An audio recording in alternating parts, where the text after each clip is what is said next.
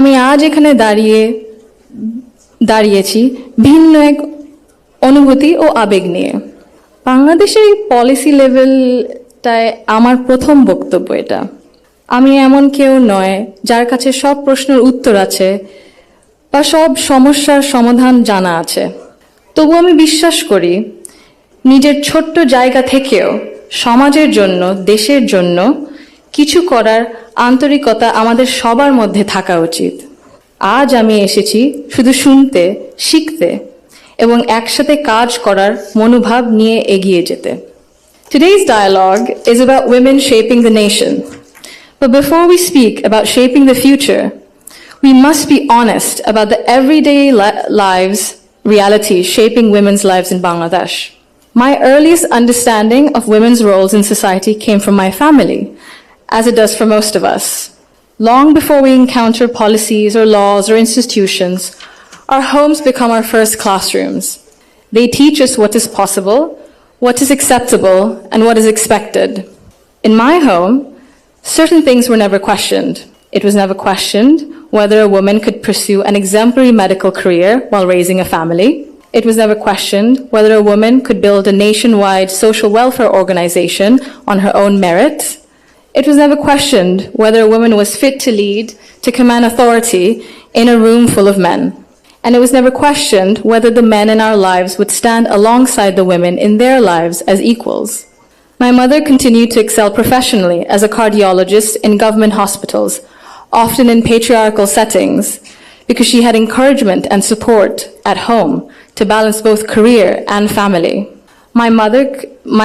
In 1979, my Nanu, Saida Iqbal Mandbanu, began using her own home to open a free elementary school for vulnerable and disadvantaged children. What began as a personal act of care grew into one of the earliest NGOs in Bangladesh, Shurubhi, creating meaningful and lasting change in young people's lives. The belief that women's dignity must be recognized both privately and publicly was also reflected in my grandparents' lives and leadership beyond our family. My grandfather, President Zia Rahman, understood that development was incomplete if women were excluded. He saw women as capable contributors at home, at work, and in public life, and that belief carried into the choices he made as a leader. Under his leadership, the expansion of the garment sector meant millions of women entered formal work for the first time, gaining independence and income. The creation then of the Ministry of Women's Affairs reflected a conviction that improving the lives of women and girls required intention and structure. These were not just policy decisions, but they were an extension of the values that he lived by personally. That foundation was carried forward by my grandmother, Begum Khaleda Zia, who understood the transformative power of education that gave women voice, choice, and confidence. Under her leadership, girls' education was treated as a right, not a privilege. Free secondary schooling, alongside programs such as Food for Education, Cash for Education, helped to keep millions of girls in schools and change the course of families across the country. Her female secondary school assistance project achieved gender parity for the first time in secondary education and became a model replicated beyond Bangladesh. আমি যদি একটু সময় নিয়ে actually একটা ঘটনা মনে এসেছে দাদুর ব্যাপারে, এটা বলতে দাদু যখন আমাদের সাথে লন্ডনে ছিলেন গত বছর প্রথমের দিকে, উনি যখন এসেছিলেন তখন হাসপাতালে ছিলেন কিছু চিকিৎসার জন্য। ওখানে বিভিন্ন দেশ থেকে নার্স ছিল, ডাক্তার ছিলেন, এবং একটি নার্স ছিলেন নাইজেরিয়া ওয়েস্ট আফ্রিকাতে। আম্মা আব্বা একদিন দাদুকে সকাল সকাল দেখতে গেছিল, তো নার্স তারপরে বলেছে যে ও আমি তো আপনার মাকে চিনেছি। আম্মু আব্বু বললো কিভাবে? আপনার মাই প্রথম ইলেক্টেড প্রাইম মিনিস্টার বাংলাদেশের না? আম্মু আব্বু তো অবাক, হ্যাঁ আপনি কিভাবে জানেন? তো নার্স তারপরে বললো যে আপনাদের যে উনি যে এত কিছু করেছেন এই মেয়েদের শিক্ষার জন্য, specially primary education, food for education, cash for education, এগুলো আমাদের সরকার ওই 35-30 বছর আগে দেখে ইমপ্লিমেন্ট করেছিল। আর ওই কারণে লক্ষ লক্ষ মেয়েরা গ্রাম অঞ্চলে, ওদের দেশে গ্রাম অঞ্চলে বিভিন্ন জায়গায় সদরে এখনো শিক্ষা পাচ্ছে, অন্তত প্রাইমারি এডুকেশন লেভেলে। সো ভাবলাম একটু শেয়ার যদি করি, এখানেই করবো আপনাদের সাথে। জি। She also understood that education alone was not enough if women were not supported to remain in public and economic life. supporting women to access credit, build livelihoods, and grow small businesses mattered. So did recognizing the realities of motherhood, of childcare, and that required systems being strengthened around maternity leave and childcare, which she did. That is because women were made to choose between family and participation in the economy. For me, these legacies show the values that I saw both reflected at home and in public. I was privileged to grow up surrounded by exceptional women, confident, capable, and accomplished. I was equally fortunate to have male role models, including my father and my grandfather, who valued those women and never felt threatened by their strength or ambition. In fact, the four most important people in my father's life, in my opinion, have been women for decades.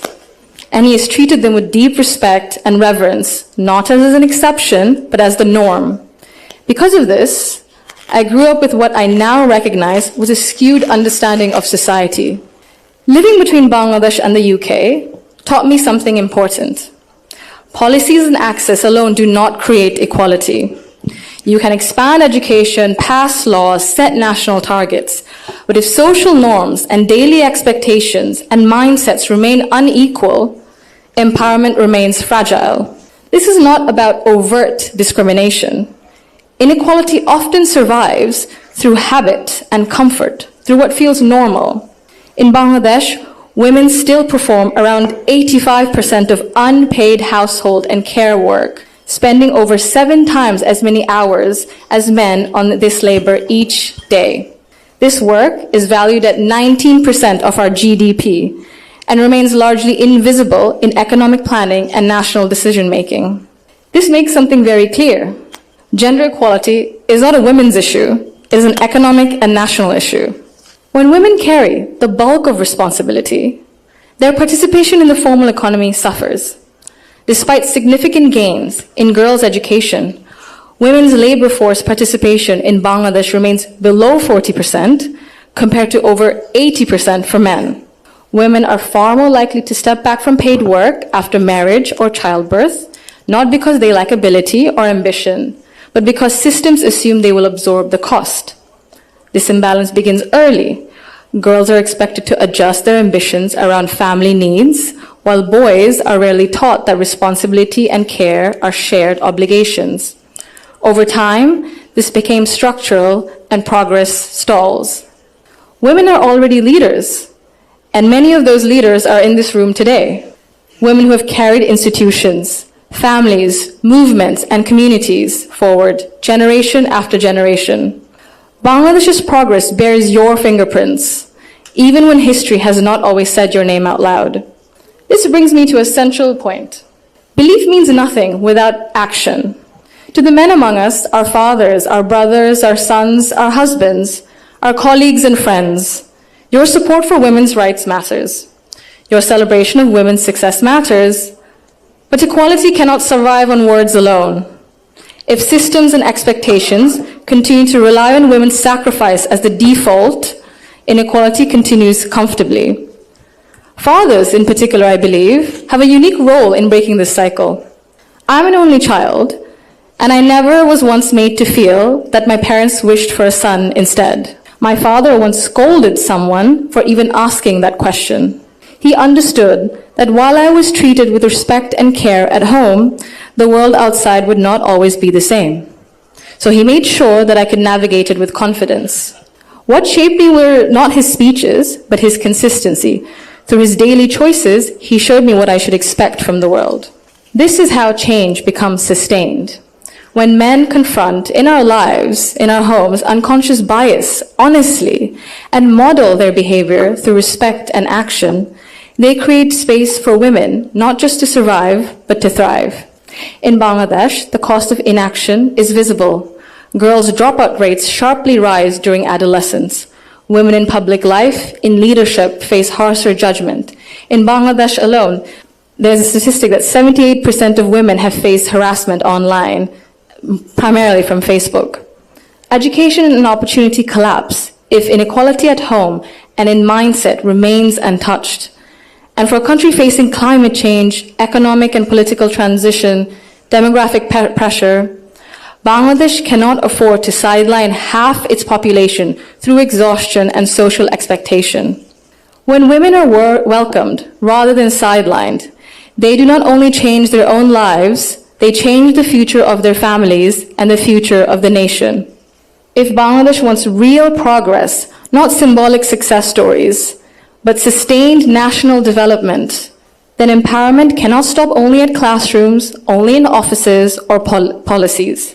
They must reach our homes, our institutions, and our mindsets, and it must be the responsibility of all of us. I thank you all for engaging in an inclusive dialogue today that